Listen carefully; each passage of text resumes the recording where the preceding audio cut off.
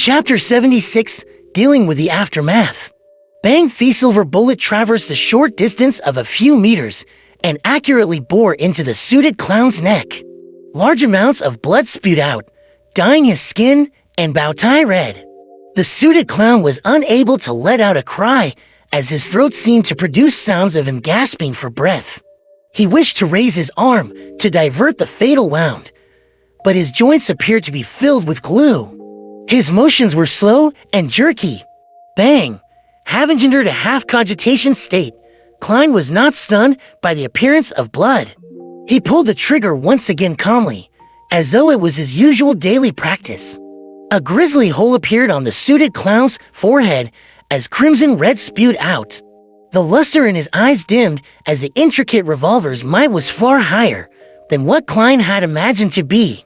As his knees buckled and his arms hung down, the suited clown gradually fell to the ground. His eyes were frozen with a dazed look. His body convulsed a few times before it slowly relaxed and stopped moving.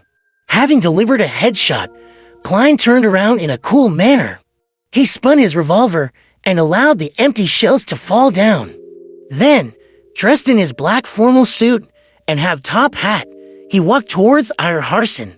He pulled out the final silver demon hunting bullet in his pocket and inserted it into the revolver's chamber. The reason why he did not turn back to look at the suited clown's tragic fate was solely because of his discomfort with his first kill. However, it was necessary.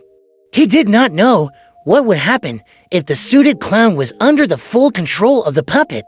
Furthermore, he did not dare risk entering sealed artifact to 204-9's effective range. After all, no one knew if something odd would happen that prevented his self-rescuing luck enhancement ritual to fail. As for the items on the suited clown, Klein only cared if there was the so-called clown potion formula or the relevant clues. However, this was not something he was in a hurry to carry out. In a while, he could do it together with Dunn, Eyre, and company. If the Nighthawks had it, it also practically meant that he had it. There was no way that they would be unwilling to share the potion formula of Sequence 8. At most, he would be required to accumulate his contributions over time. After all, he had only become a seer recently. It would still be a long time until he fully digested it. As his thoughts churned, Klein quickly walked next to Harson. The gentleman in his gray windbreaker struggled to sit up, but failed at every try. He was covered in dust and mud from the fall. "Mr. Harson, what do you need me to do?" he asked, squatting down.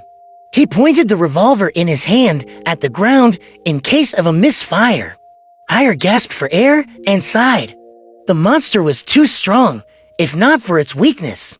Then, he pointed at a sky blue metal bottle beside him and said in a self-deprecating laugh, "I was trying to consume some medicine, but my hand shook." The sky blue bottle was about the size of Klein's finger. It was not longer than 5 centimeters long, and a cap that hid spiral patterns had fallen to the side. The liquid had completely spilled. Klein reached out to pick up the bottle. As he looked at it with narrowed eyes, he answered helplessly, "Mr. Harson, there are only a few drops left in the bottle. Go to Borgia and search his body.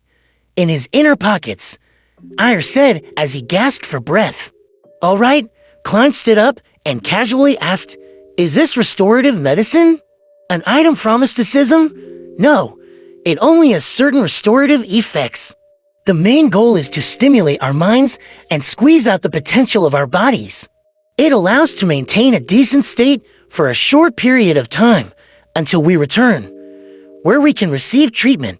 Eyre attempted to sit up only to fail again. "Its name is the Goddess Gaze. Remember to let Borgia drink half a bottle." Klein did not delay any further as he turned around. He briskly arrived at Borgia, who was groaning in pain. He found the uniform sky blue metal bottle from the Nighthawk's pocket.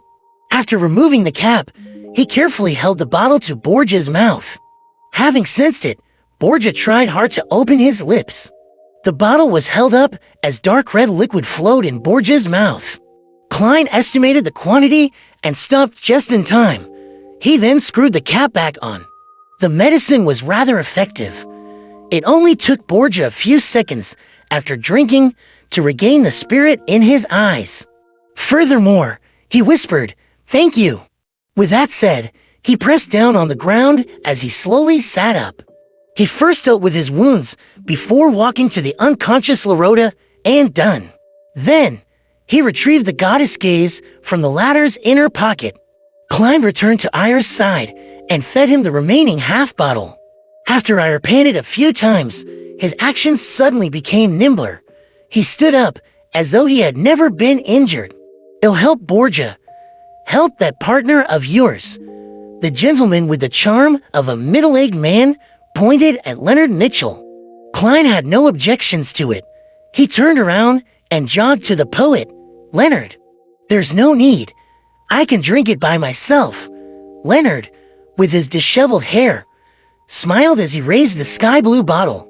Upon seeing Leonard agilely get up by pushing up with one hand, Klein, who wanted to lampoon, was suddenly stunned. Leonard's injuries are lighter than I expected. He had the ability to consume the medicine from the very beginning. That also means that he could see me walk counterclockwise as I did the luck enhancement ritual. No, that's still all right.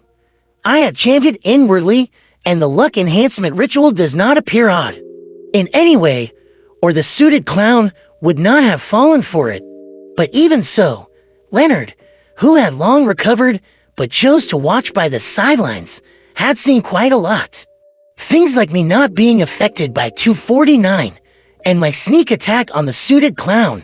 Just as Klein's eyes narrowed slightly, Leonard, who was walking in his direction, stopped beside him and chuckled softly. "I actually wanted to save you, but discovered that you didn't need it.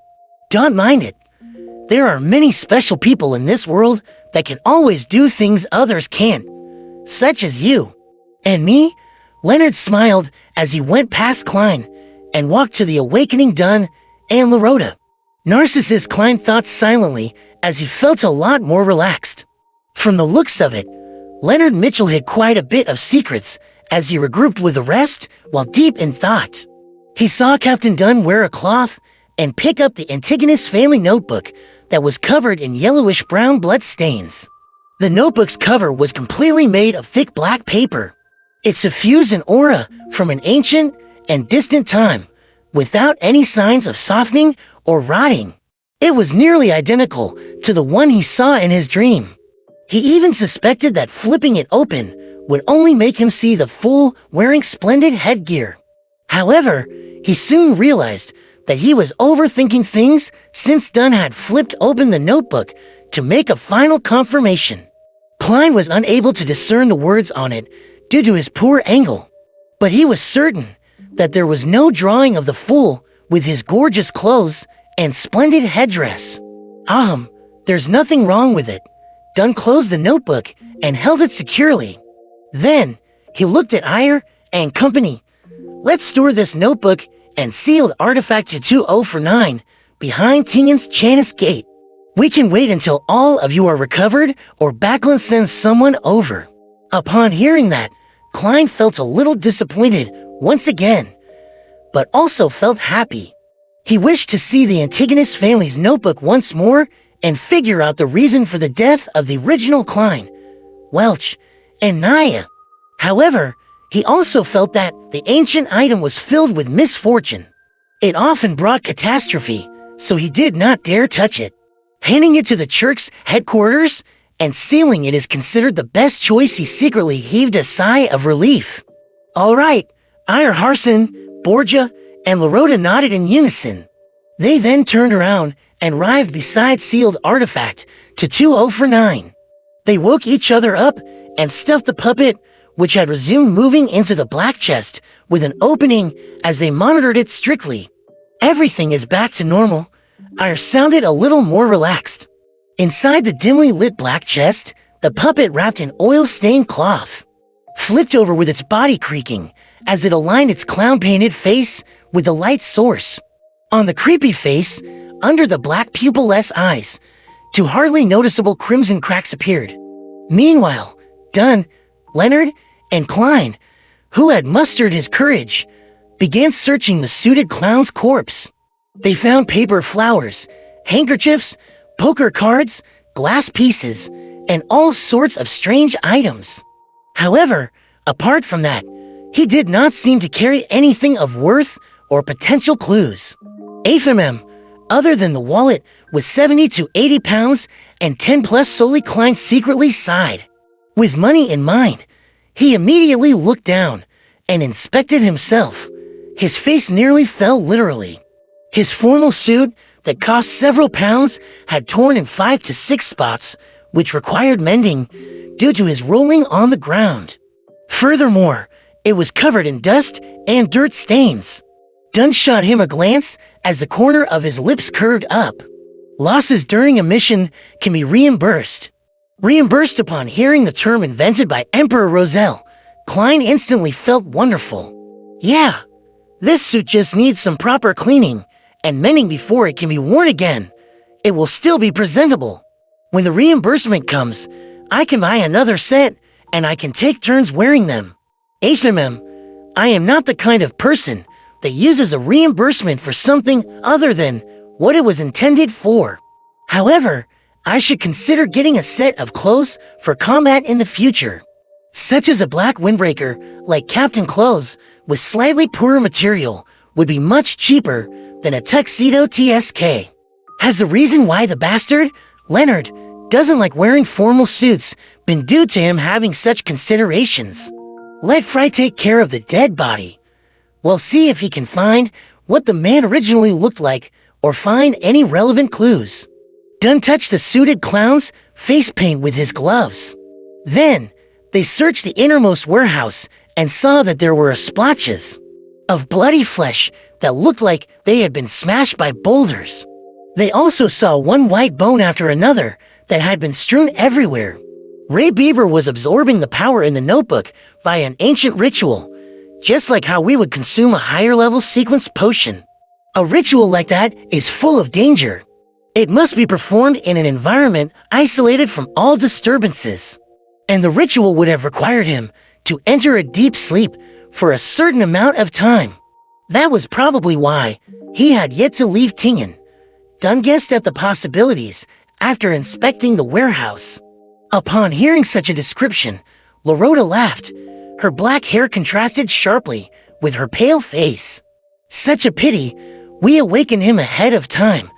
His anger at being woken up truly left a deep impression on us. Read latest chapters at wuxiaworld.site only. This is a kind of losing control. Dunn looked towards Klein and told him, as both an explanation and a lecture. Why didn't he just leave Tingen and try to absorb it elsewhere? Asked a perplexed Klein. Ire laughed and pointed to his head. People influenced by ancient or sinister powers often are lacking in this department. At that moment, Dunn inhaled and said while hiding his pain, Leonard, you are still in good condition. Stay here and do not allow ordinary people to come close. The rest of us will immediately search for items among Ray Bieber's remains. We will return with them and the sealed artifact, as well as the Antigonus family's notebook. We will then get Fry, Royale, and the police to come here.